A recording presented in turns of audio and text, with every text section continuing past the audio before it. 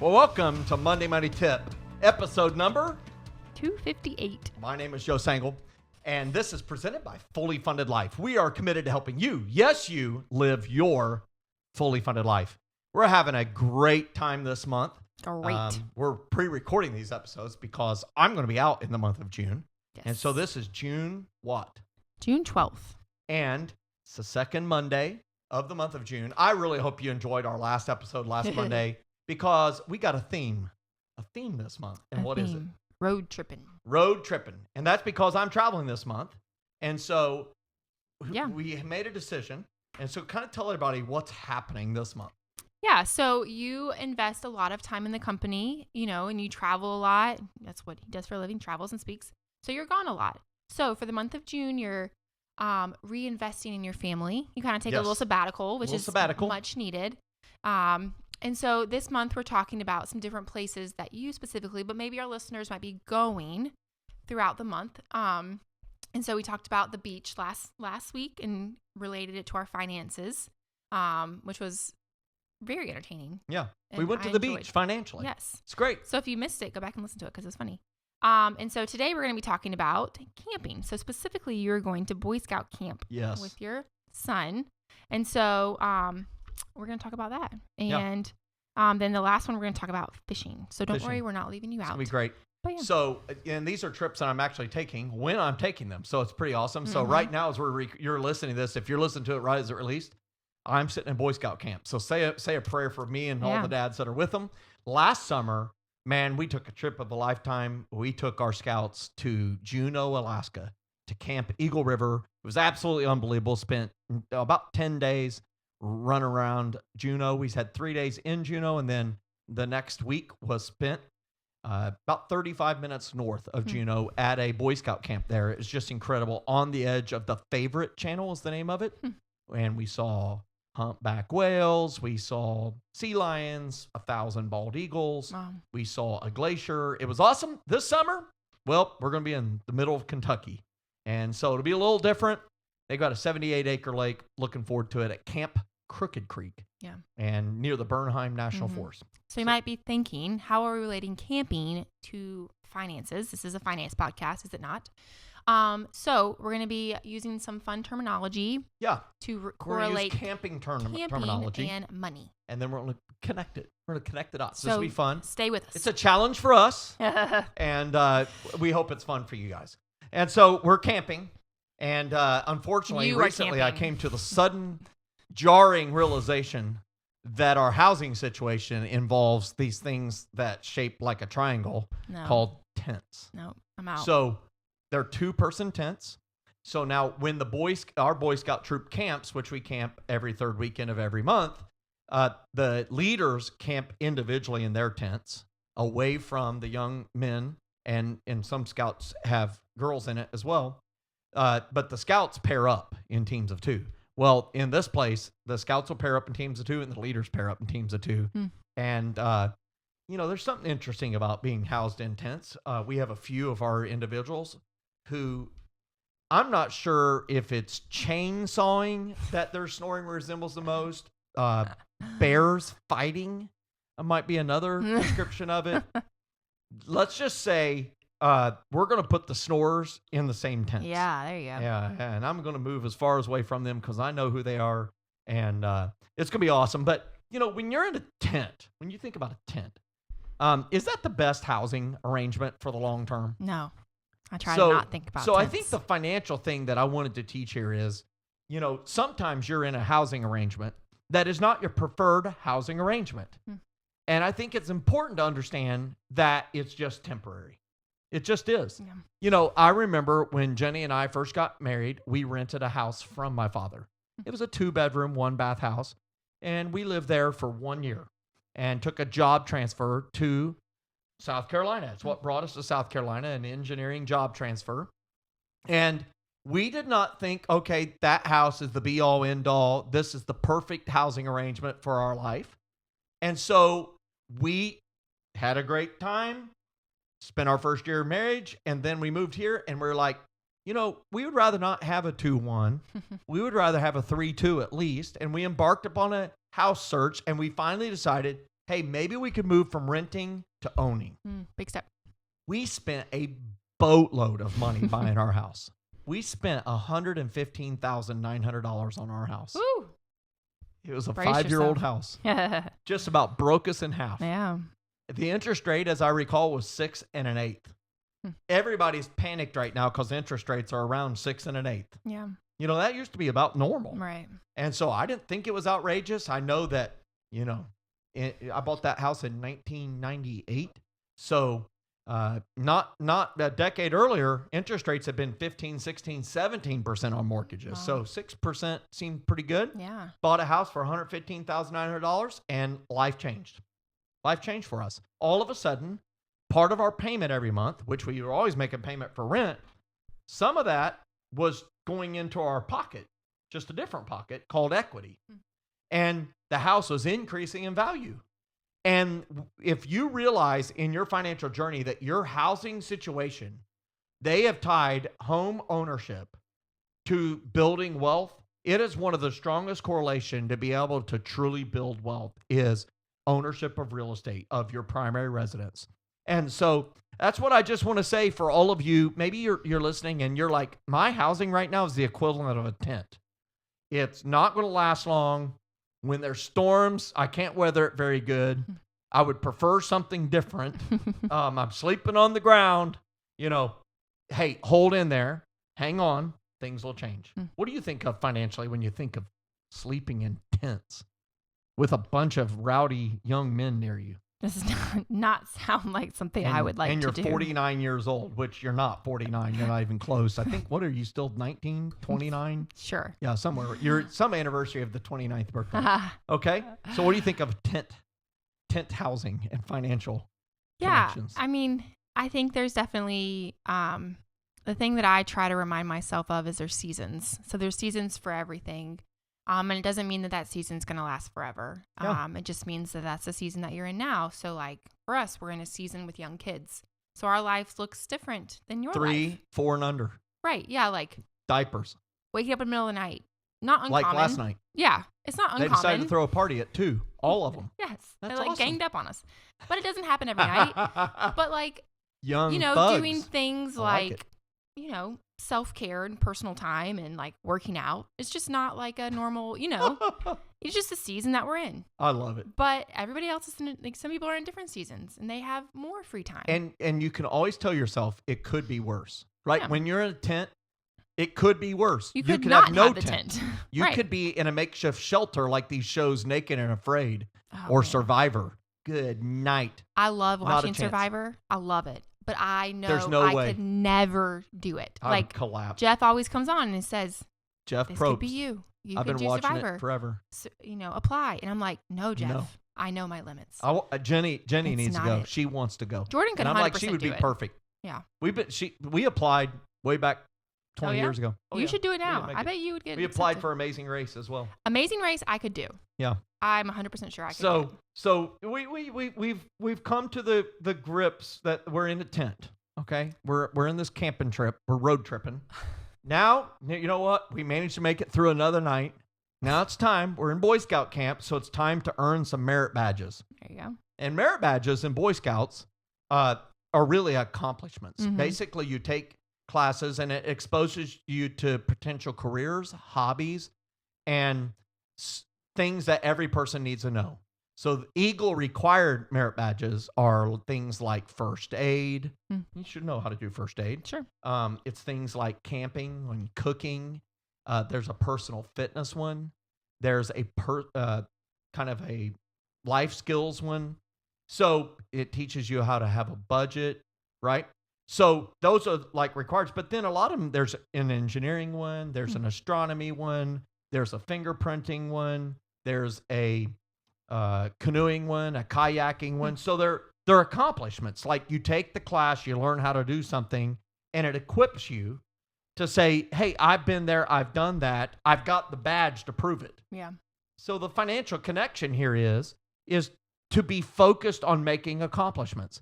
Now, I could jump in a kayak if I'm a Boy Scout. I could jump in a kayak and go paddle a kayak, and I won't earn the badge. Mm. You know why?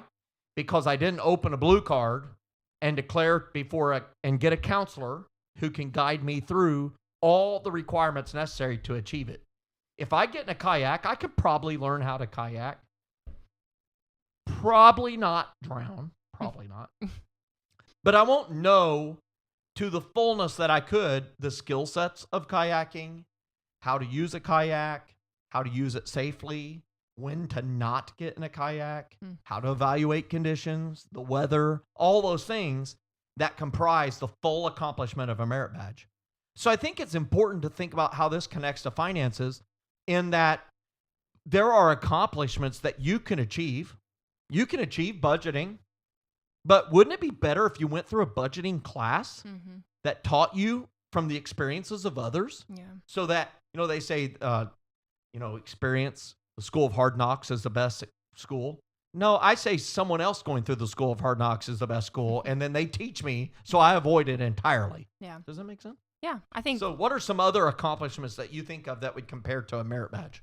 Well, when you were talking about that, I think the thing I was thinking about too is a course too, but also a coach. So we spent all last month talking about coaches and the importance of it and why you should have it, and how to select a coach. But I think, like, imagine having the coach tell you all those things and explain it to you. The reason they're the counselor of the merit badge is because they know how to do that particular activity. Yeah. And so having that is such a big look at you help. That's really good financial lesson. I try. You have a counselor. Yeah. Really good. And so you get merit badges. And one of the things that I just love so much about Scouts is there's court of honors. There's 3 of them in a year generally, after each maiden season. So in the month of April or May, and then at August, September, and then like December, January. And at the end of summer camp, all these Scouts have earned all these merit badges, and they get recognized for them. And I think it's important in your financial journey to get some recognition every now and then. But it's so weird. It feels awkward. Like, we celebrate our kids achieving something, but then you pay off a debt, and you're looking around and you're like, hey, listen, I want to have a court of honor right now. We paid off a debt right now. Now I need all my friends and family to come here, and I need somebody to give me a badge and clap real loud for me. Clap real loud, right? And you pay off a debt, and it's kind of, you look at, if you're married, just like, maybe we can high five. Yeah. But it's a weird thing. It feels like you're bragging. It feels braggy to tell people who are in debt, we became debt free.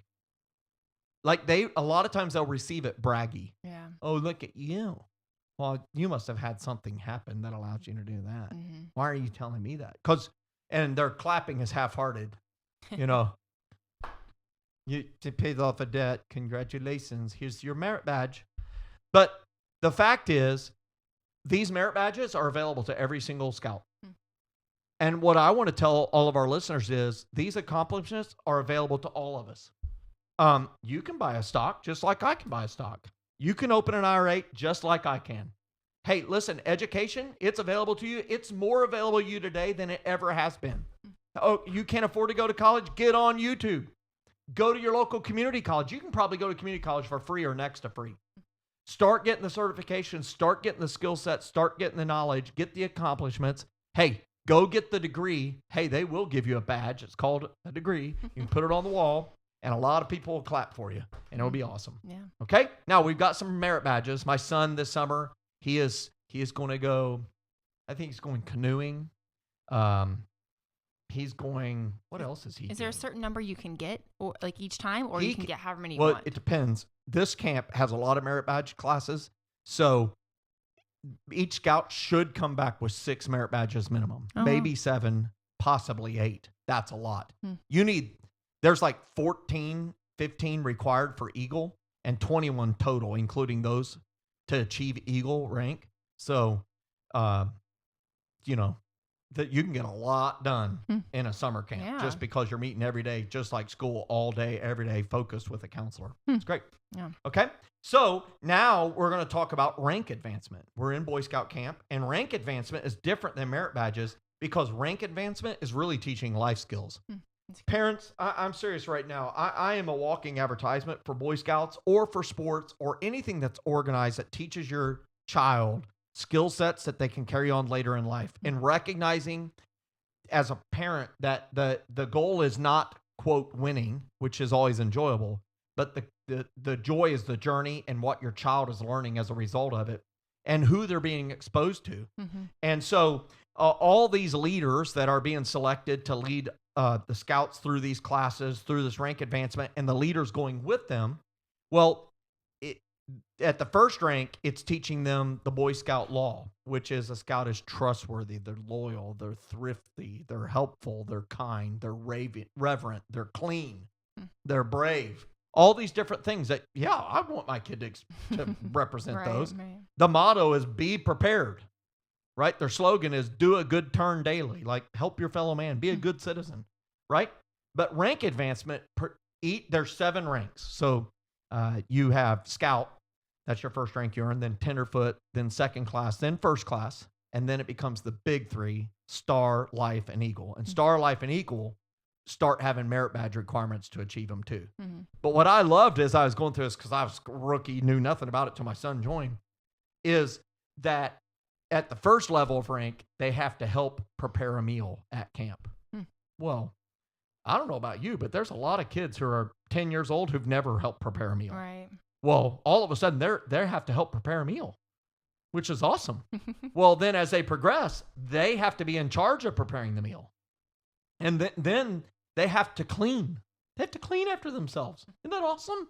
And then they have to plan all the meals for an entire weekend and plan at least 4 meals, go buy the stuff on a budget, and have to deal with the consequences of having a terrible plan if they don't buy all the things and everybody's hungry and eating their shoes at the end, right? So I love it because it teaches progressive life skills. So let's think about that in the course and context of money. What are ways that would compare for some life skill advancement? Yeah, so you can have budgeting, saving, investing, debt management. Are all those life skills? Budgeting is a life skill? Yes. Well, absolutely it is. And investing is a life skill. Yeah. When you first start out investing, I mean, I remember the first time I started hearing words like compound interest, price to earnings, dividend. I was like, you might as well be speaking a foreign language that I've never heard in my life. Like, I thought they were bursting forth and speaking in tongues. Like, what in the world is going on? They're getting slain in the spirit over here. But then I saw a lot of other people nodding their heads. Oh, yeah. Yeah, that makes sense. And I'm like, well, it's making sense to somebody, not me, but others. And I learned, just like when I went to school as a kindergartner, they weren't teaching calculus. Yeah. But by the time they taught me calculus in senior year of high school, that was the culmination of 13 years of education, K, and then 1 through 12. And the same is true in your financial journey. We're road tripping here. We're at Boy Scout camp. We're talking about rank advancement, but really we're talking about life skills, that we build our life skills and our financial skills. And we all start at beginner level. And then we learn in layers through experience, exposure to multiple other people, exposure to different levels of training. And over time, you become excellent at budgeting. You become excellent at investing. Isn't that how it works? Yeah. Like when you first started out investing, like, did you know everything there was to know about investing? No. Do you know everything there is to know now? No. Okay. So tell me some of the feelings you had and who you went to for help. Yeah, I mean, I think it can be overwhelming for sure with things like investing, budgeting, even like saving money. You know, how do you do that? Especially maybe it's your first job and they talk about this 401k thing. They're talking about, and a company match, and you're like, they're matching what? Like, is it a game? Am I supposed to do something? How do I know what to do? How do I know how much to put in? Like, how do I know what am I supposed to do? Am I supposed to talk to you? And so I think there are people placed, you know, in the first job situation, there's HR that hopefully would walk you through the situation and hopefully walk you through the company policy and the company match and all that kind of stuff, you know, but we've talked a lot about in the previous month about different financial coaches. So maybe you have insurance, somebody that helps you with insurance. Maybe you have somebody that helps you with taxes. Maybe you have somebody that helps you, you know, your church offers financial coaching and you meet with a financial coach there, or you are a member of Fully Funded Life. Or they offer I Was Broke Now I'm Not group study, or Dave Ramsey's FPU, or Crown study. Yeah. You're going to learn this in layers. And what I've learned is, hey, maybe you took a study, maybe you took Dave Ramsey's class 20 years ago. Take it again. It's going to speak to you differently. Mm-hmm. Maybe you took our study 15 years ago. Take it again. Mm-hmm. It will speak to you differently because you've necessarily made progress. Your experience level is increased. Now, we're road tripping. We're at camp. We've came to the sad realization we're in a tent. We don't want it to be our permanent housing. We've earned some merit badges. We've done some rank advancement, got some life skills. We have one last thing to do, and that's to go on a hike. I do like hiking. Hiking is awesome. I can get behind that. We're going to hike, and we need to have the right clothes, right? And we need to be pretty fit, Mm-hmm. right? You need some fitness. And so when we think about this, we want to ask the question, are you financially fit? Mm. Can your finances take you on a hike? Yeah. Like, did they take a hike? Like they went away from you? Or can they take you on a hike? And that's really important. You know, when you go on that hike, you have a backpack and you carry some things with you, and they're very helpful. And so if you think about, we do this fact that we say all the time, that money is a journey, not just a moment. You know, you're going places. Yeah. You're going from here to there. You need a map. You need a map. You need a compass. Oh, a road map. You need a compass. Yeah. You need a first aid kit, right? So my question is, are you prepared with your backpack to go the full distance? Mm-hmm. Is it too heavy? Did you pack too much in there? Too many things? Or have you thought about it and made sure that you are in a place that you are financially fit and you're ready to go on the hike? You know, it starts by building those savings.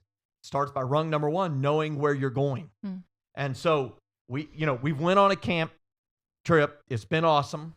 And we've talked about all these different things. I'm hopeful that as you think about camping and your finances, what are the lessons you could learn? Maybe you could share them with us in your comments. And then now next week, we're going to one of my favorite activities ever, a trip where I'm going to spend a whole week doing that. And what's that? We're going fishing. Going fishing in Minnesota.